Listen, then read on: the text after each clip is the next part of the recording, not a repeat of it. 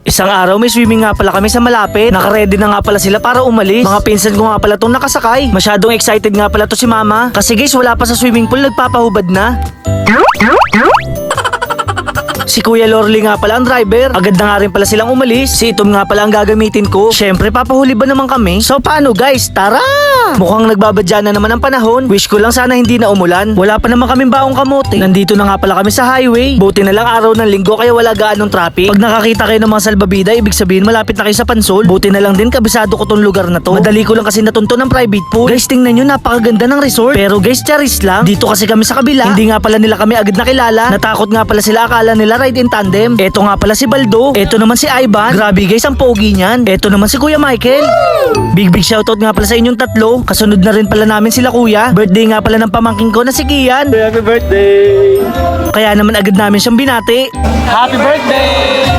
Shoutout nga pala kay Ate Josephine. Eto nga pala si Gab. Nag-bless na rin pala ako kay Papa Dome. Big shoutout nga pala sa lahat ng tao dito. Habang masaya ang lahat, si Mama umiiyak. Paano ba naman gusto niya ng maligo at lumangoy? Char! Napakadami nga pala nilang handa. Medyo nagugutom na rin pala ako. Kaya naman kumuha na ako ng pagkain para sa aming tatlo. Si Mama patawa-tawa na lang. O diba, food trip na naman ang mga ipis. At syempre, papahuli ba naman si Boy Macho Nurin? Syempre, pag-usapang pagkain, labas ako dyan. Lalo na kung kakainin mo, napakasarap. Real talk lang, eto nga lang pala ang pinunta namin dito. Habang naglalakad nga pala ako, may nakita ako nagbibilyar. Grabe guys, si Kian professional ang galawan. Sa sobrang galing nga pala nito, kahit tutok na pinapawalan. Ganun nga din pala to si Gab. Sabi ko hindi naman ako lalaban ng pustahan. Syempre bilang nakakatandang chewy nila, tuturuan ko sila magbilyar. Ayaw ko na lang talaga mag-talk. Syempre sa una pagtatawanan ka muna. Sabi nila pakita ko daw kung sino ako. Agad nga pala silang nagulat. Parang walang kapansanan daw kasi yung tumira.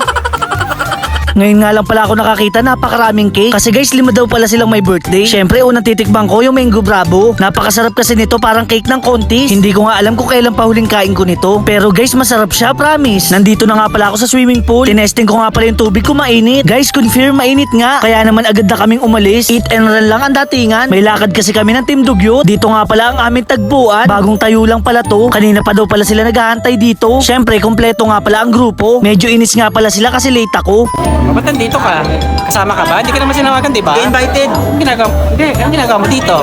Buti na lang si Kuya Dugs mabait. Medyo nakakahiya lang kasi may nagpa-picture sa akin. Kung sino ka man, maraming salamat sa suporta. Dumating na nga pala yung order namin. Syempre, libre nga pala ni Boy Susi yan. Agad na nga pala kaming kumain. Si Boy Ubo ay nagkanin. Si Kuya Dugs tamang french fries lang. Si Skincare naman ay patty. Si Ichambunggan kay Dami. Si Boy Susi kay Pogi. Syempre kami na Aling Rihina tahimik lang. Agad nga pala ako nagulat. Nakakapanghinayang kainin kasi sobrang ganda. Hindi na nga pala kami nagkanin. Di ba guys, remember nag-eat and run kami sa resort? Hindi na rin pala kami nagtagal. Inaya ko kasi sila magkape. Tapos guys, sa kasamaang palad, naplatan nga pala kami ni Aling Rihina. Buti na lang tubeless tong gulong ko. Kaya naman konting hangin lang, okay na. Agad na nga pala ako nagmadali. Si Skincare kasi medyo kaskasero. Kala niya kasi road bike ang gamit niya. Medyo may bait pa nga si Boy Ubo. Kasi habang bumabiyahe kami, binibigyan niya ako ng french fries. Sa totoo lang, kahit hindi na mainit ang french fries ng McDo, masarap pa rin.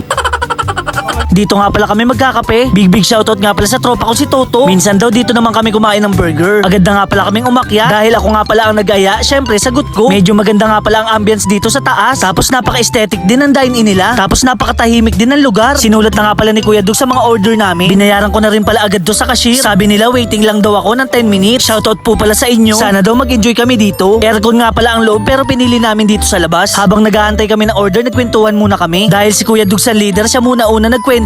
Kaya naman nakinig kami sa kanya ng husto. Si Ichambunggan naman ay nagsalita din. Inabot ko na nga pala sa kanila yung kanya-kanya nilang order. Sana lang mag-enjoy kayo dito at masiyahan. Hindi ko lang alam kung anong flavor yun. Pero mukha naman lahat masarap. Medyo seryoso pa nga si Ichambunggan. Habang juice naman kay Aling Rihina. Sa akin simple lang, Java chips lang to. Syempre agad ko tong tinikman. Nalalasahan ko agad yung chocolate. Tapos may halong brewed coffee. Sheesh, ang sarap. By the way, ito nga pala ang purpose kaya kami nagsama-sama ngayong gabi. Sa pamamagitan kasi nito nakakapag-bonding kami. Kapag may mga problema nga pala kami, pinag-uusapan namin. Syempre, gano'n naman talaga ang team, di ba? Nagtutulungan at nagdadamayan. Kaya naman hanggang dito na lang. Maraming salamat sa panonood. Paalam!